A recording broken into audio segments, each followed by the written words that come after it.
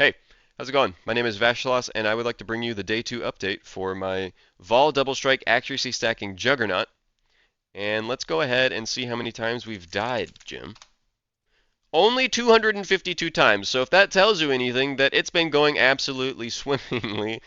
We have no defenses. I haven't really cared about building any defenses. I just wanted to get as much damage as I possibly could, as soon as possible, for as cheaply as I could. So, we spent like 12 chaos on the core items, which would be those Cloud Whispery boots.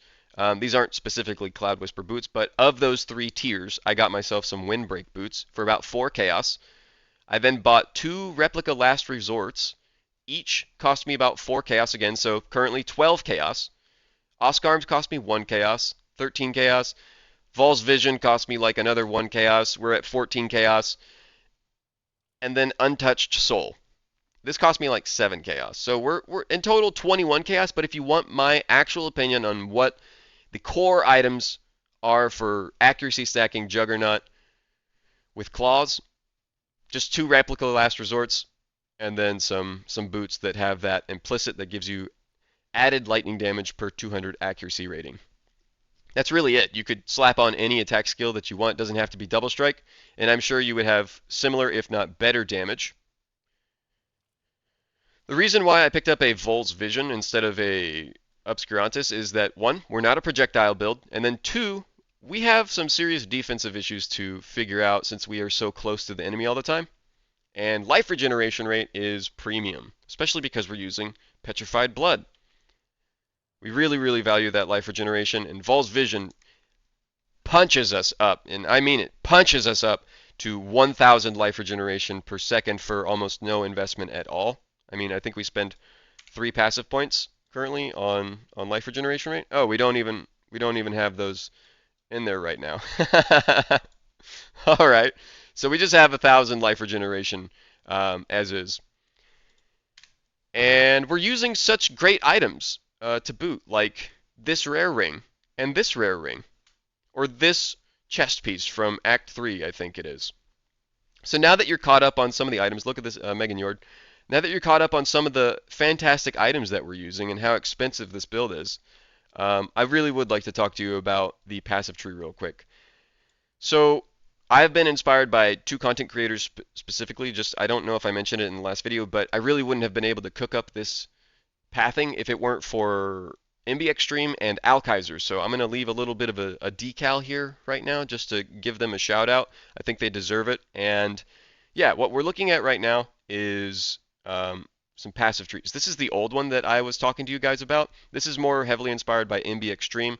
I would say down here is where I garnered inspiration from Alkaiser.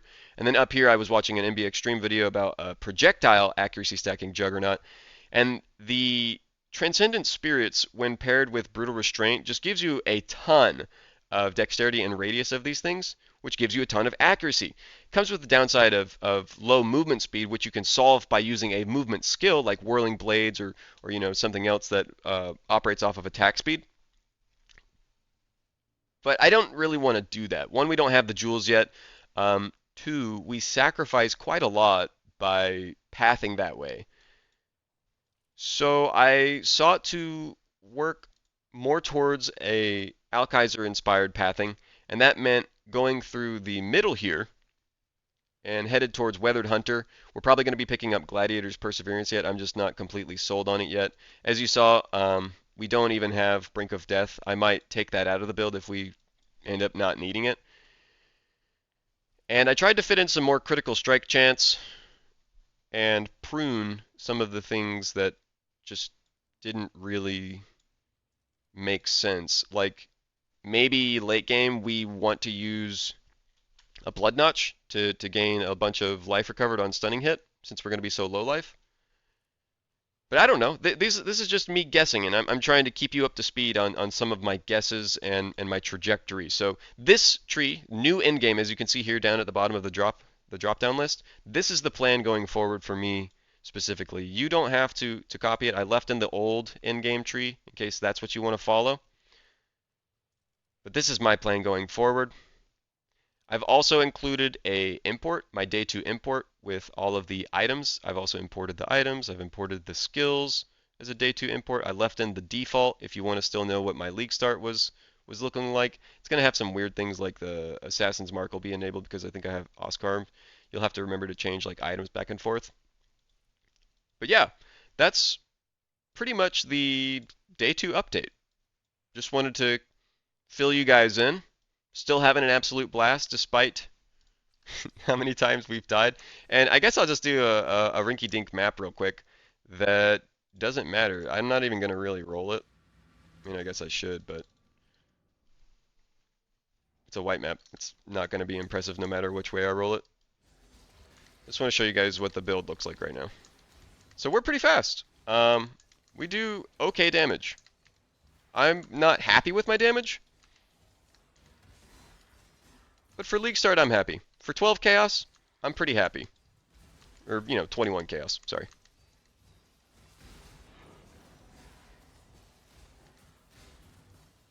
Currently using Whirling Blades and Frostblink.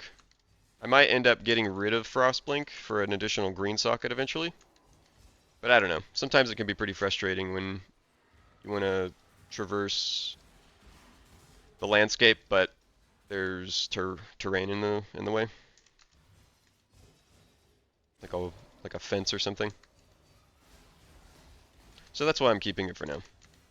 But it certainly would be a nice additional care package of accuracy.